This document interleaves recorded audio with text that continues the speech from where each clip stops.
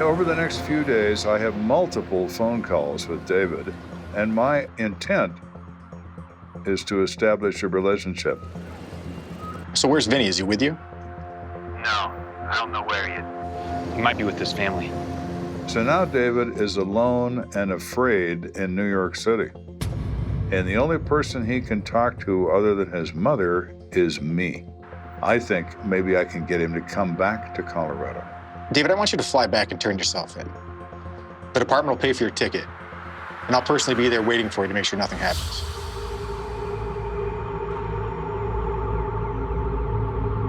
Okay, but you understand, it was self-defense. I have Roger's gun with his prints on it to prove it. The main thing was to let them know that there was another gun involved and that this was not an execution, that this was a self-defense situation. He is still obsessing about the gun he possesses. I let him obsess. I don't say anything about it. All right, well, so the ticket will be at the airport. You're gonna be there, right? I'll be waiting for you. Okay.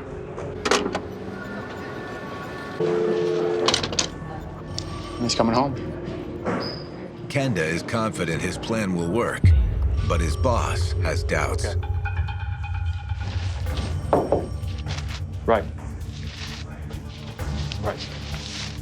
Yes, sir. You want to see me, sir? On this Bowman thing, let me see if I've got this right. You expect this guy just to get on a plane, come in here, and just turn himself in to us? Yes, sir, that's the plan. That's never going to work. I believe it will, sir. My captain is having an aneurysm. He can't believe I'm talking to this guy, but I'm still able to control this. And as long as I am, I'm going to continue to do so. All right. Look, when this thing goes bad, this is your ass on the line, not mine. Yes, sir.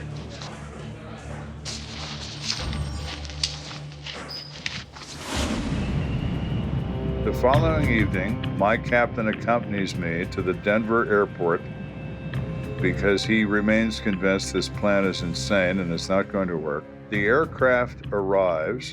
It is a huge airplane. My captain is with me. His purpose in coming along is to gloat and take action when the plan fails because, in his opinion, the plan is doomed.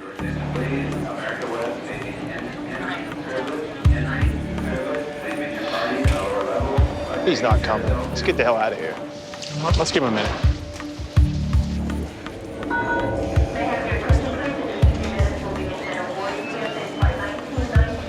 We're standing there when I see a guy standing by himself, and he's carrying this plastic bag that says, "I love New York." And it's David, tall, skinny guy with a frightened look on his face, beard or no beard. It was obvious to me it was him. David? You Sergeant Kenda? Come here. I waited till everybody got off the plane so everybody'd be gone just to avoid any, drama. Really, David Bowman?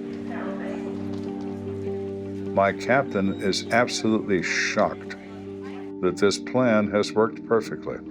This way. We walked off to the security office. They Mirandized me and asked me if I wanted to make a statement or if I wanted to wait until I saw my attorney. And I said, no, I'll make a statement. And I made a 32-page statement. Let's start from the beginning. How did you end up at Melinda's house the night of the murder? She invited me, simple as that. Saw her at the club. She said to just go over to her place and wait for her till she got off. And what happened? So I'm over there waiting for her, and then she shows up with Roger. She just apologizes and makes some excuse, but ultimately I just left. I got in the truck and I drove back to the house.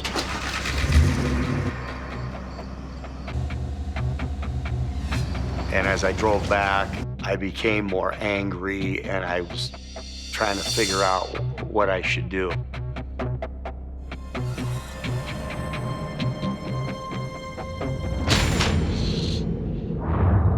When I got to the house, Vinny was there. What are you doing back? I thought you were in Melinda's. I proceeded to tell him what had taken place. I plan on going back over there and just Making her choose, man. Me or him. Yeah, you should go back. Look, I'll go with you. Yeah. Yeah. All right, let's do it. What's that, man? It's a gun. And I said, no, dude, I don't want you to do it. But we kind of went back and forth, and finally I agreed, okay, you come with and you bring the gun. I'm not gonna use it. You promise? Yeah. Just for backup. Let's go. And what happened? Me and him head back to Melinda. Get up. Vinny and I go into the bedroom and I turn on the light. I looked at him and I said, hey, I says, you and I have something to discuss. And he kind of, looked at me and he says, you pick a better time, and lays his head back down. And I kind of laughed. How about you put your pants on, get out of bed. Why don't you get the out of here? Shut the up. Whoa! And that's when he started to reach back to the headboard of the bed. While I'm saying that, Berg's popping the clip in. This grabbed Roger and jammed that .357 to his temple very aggressively and told him, chill out, I got you, drop your gun. And he immediately tried to turn his gun on Vince, and the gun slid from his temple to his neck, and then the gun discharged. I knew right away that he was dead. It's just something you'll never forget. It's ingrained into your soul. Melinda was hysterical, just screaming. All hell had broken loose. Let's get the hell out of here. Vince reached over, grabbed Roger's gun. So Vinny's gun, where is it? Does he have it? No, we ditched it when we were driving. I gotta tell you, Dave, not everything you're saying makes sense. I told him, Melinda says there was no arrangement for you to be there. He says she's lying about that. I further say to him, so you and Vinny, who are armed, show up in this apartment uninvited, throw on a bedroom light, and confront these people in bed, but yet you're acting in your own defense. Is that what you're telling me? He was gonna shoot us. You have his gun as proof. Roger's gun is meaningless. The gun is in response of Roger engaging in self-defense, not Vinny and not David Bowman. I think I've heard enough, David. What do you think, Captain? Sergeant, I think you've got your man.